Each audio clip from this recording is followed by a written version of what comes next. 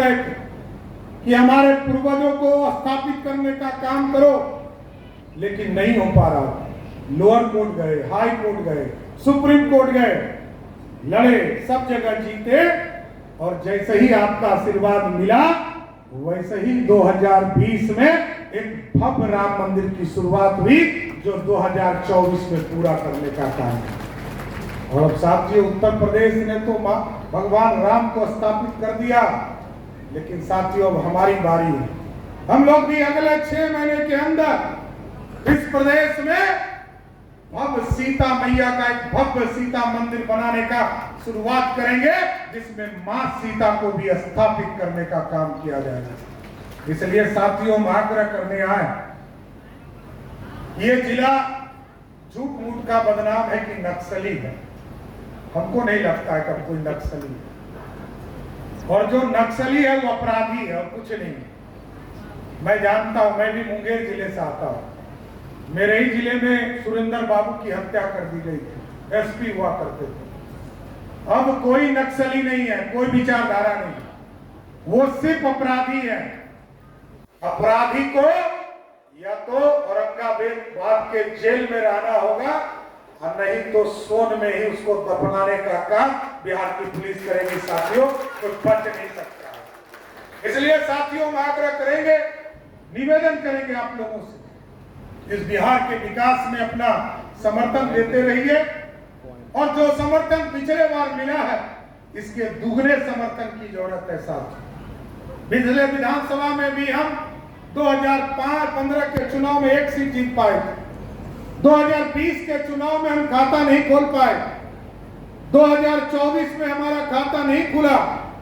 देखिए, इस इलाके के लोगों से मैं बड़ा स्पष्ट तौर पर आग्रह करना चाहता हूं, यदि मगध के लोग थोड़ा होशियारी से वोट किए होते तो 3-3 मंत्री इसी इलाके से होता, 3-3 कैबिनेट मिनिस्टर भारत सरकार।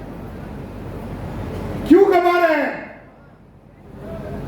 और यदि आप चाहते हैं कि आपके यहां विकास की किरण लगातार बढ़ते रहे, और नरेंद्र मोदी जी की ताकत आप हो, नीतीश कुमार जी की ताकत आप हो, आज यदि सम्राट चौधरी यहां खड़े हैं, उसकी भी ताकत सिर्फ आप हो।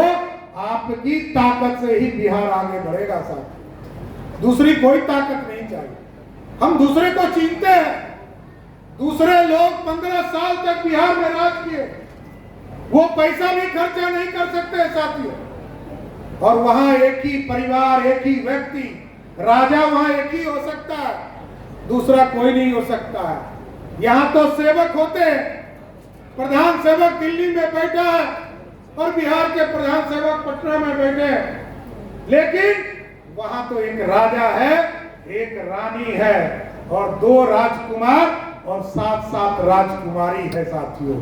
अब आपको तय करना है, राजशाही चलाना है कि लोकतंत्र चलाना है। इसलिए साथियों, हम आप लोगों से आग्रह करें, किसानों से विशेष तौर पर आग्रह करें, देश में किसानों की सरकार बनाए रखना, बिहार में लुटेरे की सरकार नहीं आने देना। इतने लोग एमएलए बने हैं ना, एमपी बने हैं, उनसे कुछ होना है क्या? ये बता दीजिए ना, एमपी बने हैं 2-2, करेंगे क्या भाई? चाहे औरंगाबाद हो या काराकाट हो, उसके सांसद करेंगे क्या? ये चिंता कीजिए आप लोग। देखिए, उचित रास्ता चुनिए, और उचित रास्ता चुनिएगा तो औरंगाबाद का भी कल्याण होगा और इस मगध की धरती का भी कल्याण होगा।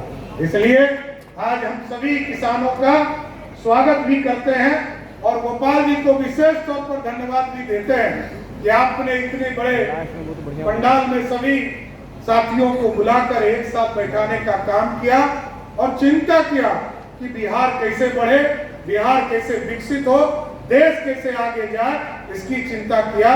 और आज हमारा अभियान भी चल रहा है, हम 15 दिनों तक लगातार अभियान चलाएंगे। इस अभियान में कहीं ब्लड डोनेशन का काम भी चल रहा है, हमारे कार्यकर्ता खून भी दे रहे हैं, हमारे कार्यकर्ता पेड़ भी लगा रहे हैं, हमारे कार्यकर्ता हॉस्पिटल में जाकर एक तरह से सहायता भी कर रहे हैं। और हम सदस्यता अभियान इसलिए चाहते हैं, ये भारत मजबूत हो, और मजबूत तब होगा जब देश के प्रधानमंत्री का 56 इंच का सीना दिखेगा। और आप ताकत देते रहिए साथियों।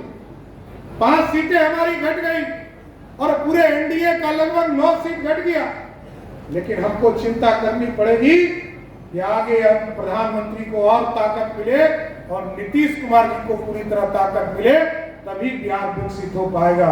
इसलिए आज गोपाल जी को मैं फिर से धन्यवाद देते हुए अपनी बातों को विराम देता हूं। बहुत बहुत धन्यवाद।